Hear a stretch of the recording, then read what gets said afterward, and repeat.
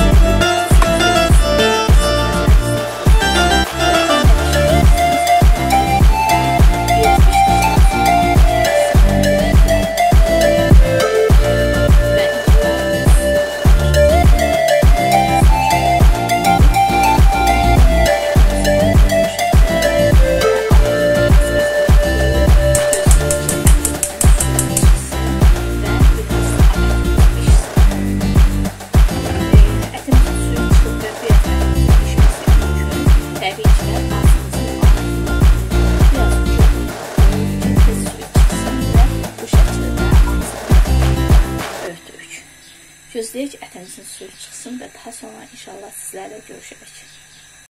Ətimiz artıq görürsünüz fokur qaynayır və baxın artıq su hissəsi də çıxır, görürsünüz. Mən biraz da oda qoymuşam ki, su hissəsi çıxsın və yağa çevrilsin. Haradasa birazdan suyu keçilərinə yaxın duzunu, istodunu zövqə görə ətin içərisinə nə vurmaq istəyirsinizsə onları vura bilərsiniz.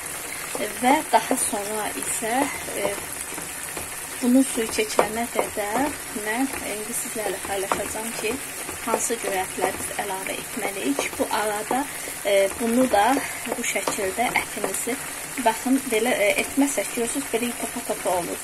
Ona görə bir taxta qaşıq vasitəsilə belə edirik ki, ətimiz daha, görürsünüz, yaxşı olsun deyə.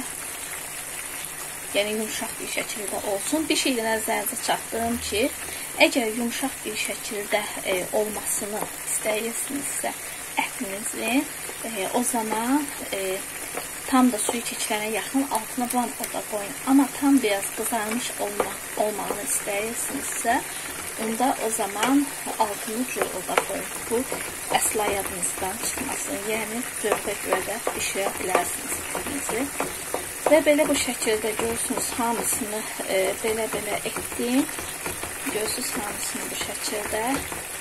Və hamısını bu şəkildə etdikdən sonra bir daşıq vasitəsilə və yenə də qapağını örtürük, gözləyirik ki, ətimiz daha biraz suyunu keçsin. Yavaş-yavaş artıq suyunu keçir. Çünki mən oda qoymuşum deyək ki, tez yəni suyunu keçsin.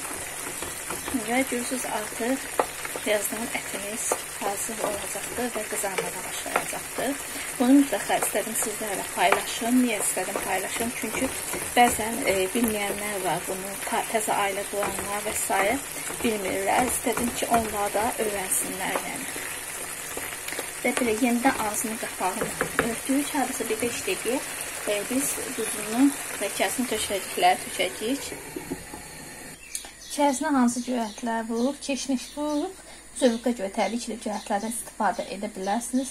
Mən keşniş, sonra reyhan, şüyüd və göz soğan tökəcəm içərisinə. Reyhanlı bu rəngdə tökəndə bilirsiniz ki, ətin rəngi qaralır.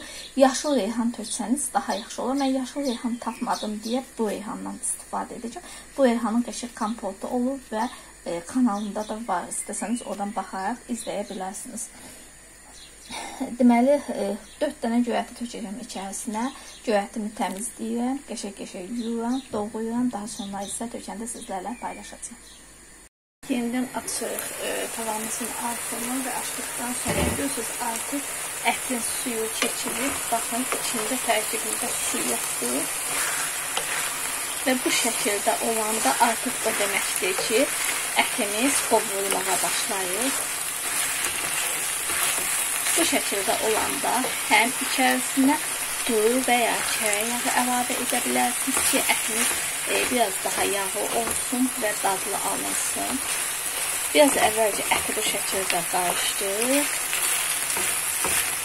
Daha sonra isə görürsünüz, artıq qovrulmağa başlayır.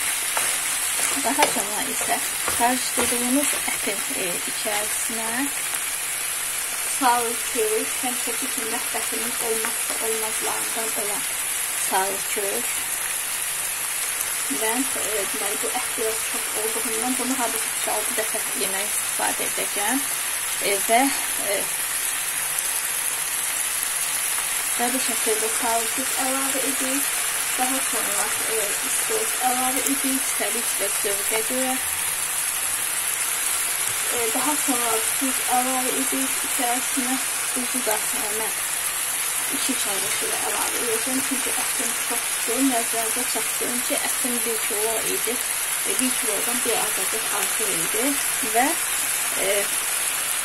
daha sonra isə ya pomidor varsa evdə pomidor, əgər yoxdursa pomidor, o zaman isə tomat içərisinə əlavə edirik.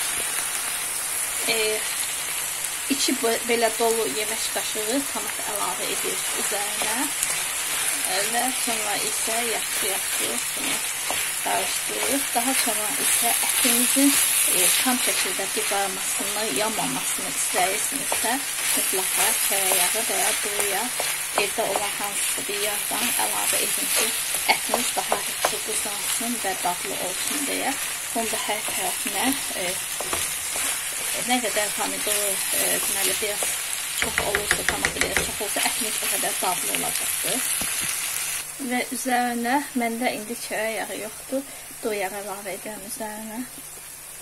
Qarğıdalı, simiçka yağı fərq etməz, hansısa bir yağ olsun, əlavə edirsiniz və daha sonra bunu yaxşı qarışdırır. Və daha qəşəng deməli bunu qarışdırdıqdan sonra indi mən sizə göstərəcəm. İçərisinə göyərtiləri doğrayacağım. O zaman çox gözəl və dadlı olacaqdır ətimiz, yəni. Biraz daha burada qalsın, qovulsun.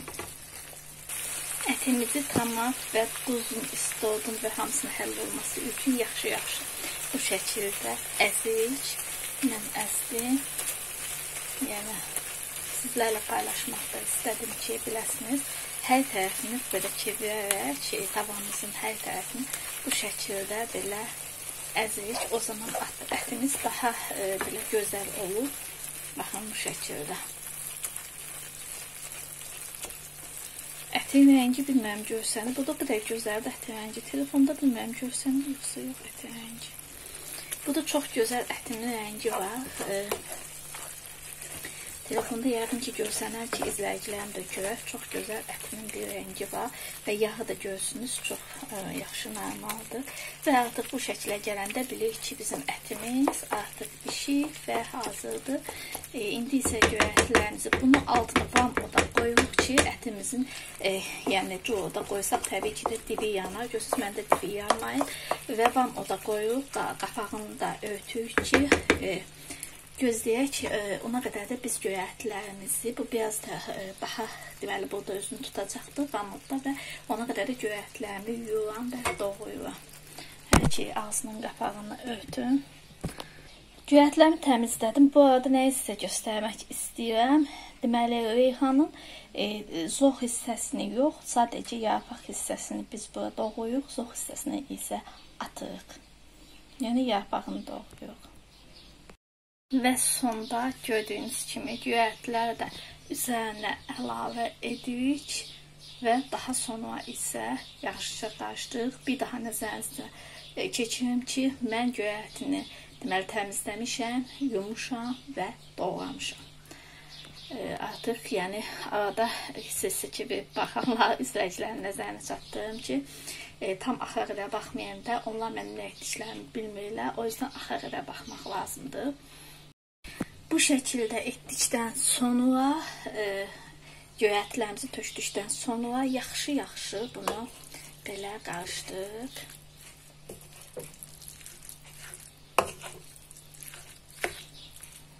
baxın bu şəkildə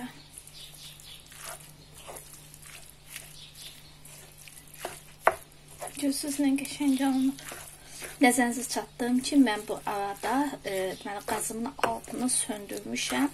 Göyərtini sonunda əlavə etsəniz çox gözəl olar. Çünki yəni bişirsəniz göyərti bilirsiniz rəngi qaralacaq, sonra o keyfiyyəti verməyəcəkdir və ona görə sonunda əlavə edin və bu şəkildə yaxşı göyərtini deməli ətə yedizləyirik, yəni qarışdırırıq və zövqə görə göyərtini xırda və ya iri doğraya bilərsiniz. Fərq etməz. Onsuz da istənilən yeməkdə bunu yəni içərisinə vuranda göyərti hamısı yəni həll olur orada. Mən sadəcə olaraq indi ət qovurmuşumu sizlərlə paylaşıram və bu şəkildə görürsünüz ət qovurmuşum var. Belə siz də edin, nuş edin və nuş olsun deyirəm. Nuş olsun.